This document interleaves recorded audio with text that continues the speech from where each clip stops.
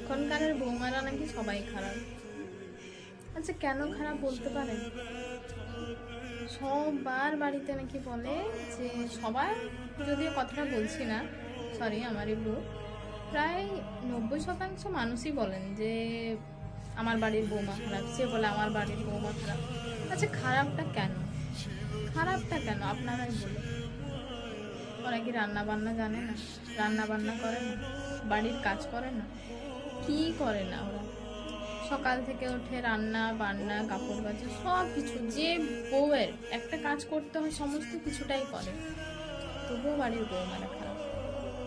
আসলে প্রথম প্রথম মানে বিয়ের একদম শুরুতে সবাই বলে থাক থাক, এটা করতে হবে না আমি করে দেবো, থাক থাক, এটা করতে হবে না আমি করে দেবো। আচ্ছা, মাথায় কারা ওঠায়? আমরা নিজেরা উঠি? আমরা তো উঠি না, বাড়ির লোকেরা ওঠায়। তারপরে একটু তো কষ্ট হবেই যখন আপনি ঘুরে আবার কাজটা শুরু করবেন। তাহলে একটা বৌমাকে যদি শুরু থেকেই তাকে কাজ করতে দেওয়া হয়, তাহলে পরে আর তার কোনো অসুবিধা হয় না।